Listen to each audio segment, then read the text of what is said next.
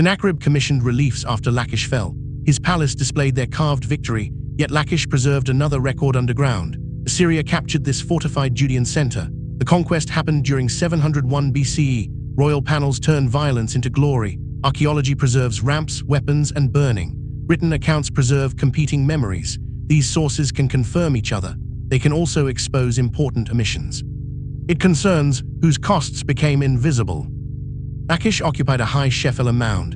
This foothill zone shaped regional movement. Judah's hills rose farther east. The coastal plain opened westward. Roads connected farms and fortified towns. Other routes led toward Egypt. Still other roads approached Jerusalem. Lachish guarded this connected landscape. Its walls protected supplies and movement. Breaking Lachish increased pressure across Judah. Regional resistance became much harder. Sennacherib entered Judah during wider revolt. Rebels challenged Assyrian rule and tribute. His campaign struck multiple fortified towns. King Hezekiah confronted danger from Jerusalem. It also required imperial logistics. Troops and engineers needed coordinated movement. Animals carried food and weapons. Messages crossed the long imperial network. That machinery converged upon one city. Lachish concentrated Assyria's organized power. Archaeology still traces that concentration. Syria targeted Lachish's southwest corner.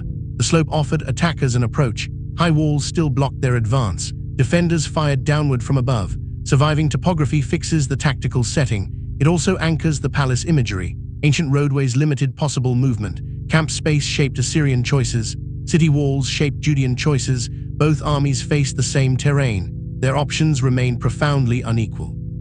Syrian engineers built a massive ramp. Stone and earth formed its body. The structure rose toward city walls. Soldiers could advance across that surface. Heavy siege engines followed behind them. Construction research reveals organized collection. Transport crews carried those materials. Other troops protected repeated construction work. Everyone labored beneath defensive fire. This route turned manpower into pressure. The city resisted throughout its construction. Judah's defenders built an internal counter-ramp. It stood opposite Assyria's rising approach. That response reveals an engineering contest.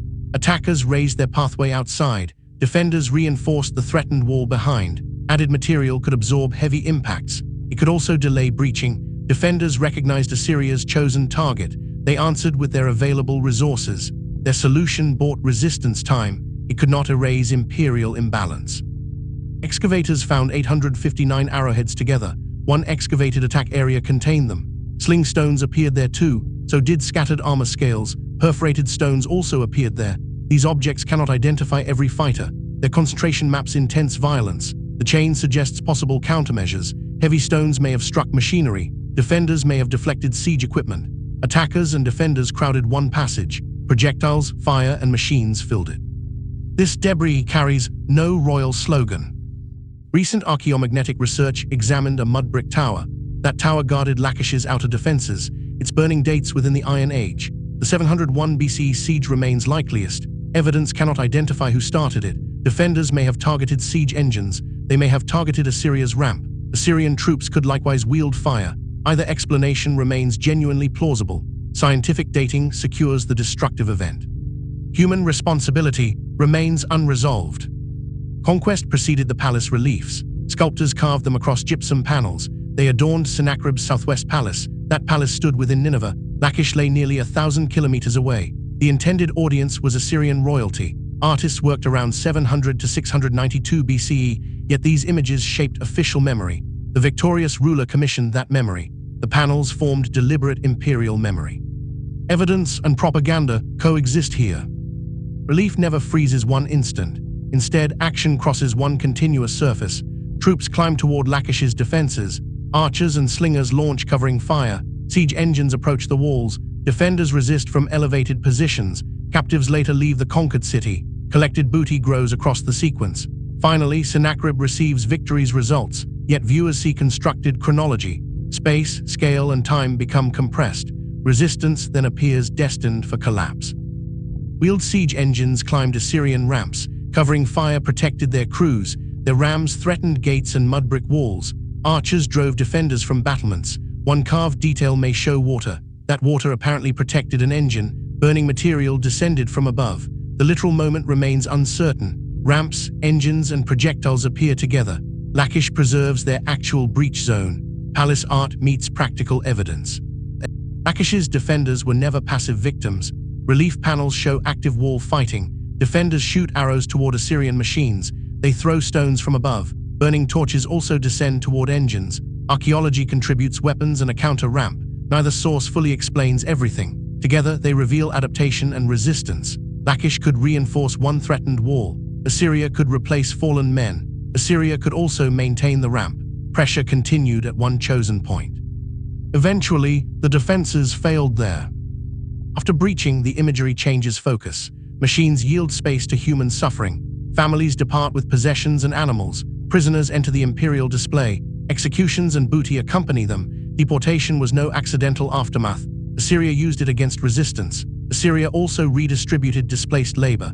Conquest becomes visible through conquering eyes. Captives retain bodies, burdens, and direction. Their own words remain unpreserved. The sequence ends before Sennacherib's throne. Prisoners and spoils approach him. Bodyguards reinforce the royal setting. A royal tent and chariots appear. Cuneiform inscriptions frame his authority. Thousands of actions may have enabled conquest. Palace composition gathers every outcome together. All results flow toward one king. Engineers become instruments of command. Soldiers become instruments of command. Captives become proof of command. This composition performs Assyrian propaganda. Propaganda does not make evidence worthless. Instead, it changes our questions. Panels preserve equipment and clothing. They also stage events carefully. Control appears smoother than reality. Failures disappear from palace memory. Independent evidence strengthens specific details. These include Lachish's attack point. They include ramps and projectiles. Burned defenses support the destruction layer. Palace claims about emotions need caution. Palace claims about motives need caution. Claims of perfect order need caution. Detailed sources can still carry agendas. 3 records preserve the wider campaign. Assyrian royal texts form one record. The Hebrew Bible forms another. Archaeology supplies the third record. Palace inscriptions celebrate Assyrian dominance. Biblical accounts preserve Judah's political memory. They also preserve religious memory. Excavation recovers destruction and weapons. Archaeology cannot narrate complete motives. Agreement strongly secures Lachish's capture. Disagreement exposes deliberately shaped meanings. Each record addressed a different audience. Jerusalem stood about 30 miles away. Lachish cannot decide Jerusalem's ending. Assyrian texts describe Hezekiah blockaded. They also describe his tribute payments. Biblical tradition describes dramatic deliverance. Historians still debate that ending. Lachish offers considerably firmer ground. Excavation revealed its destruction layer. Its siege ramp still survives. Reliefs and texts confirm capture. Separating the cities protects honest uncertainty. One conclusion cannot settle another controversy.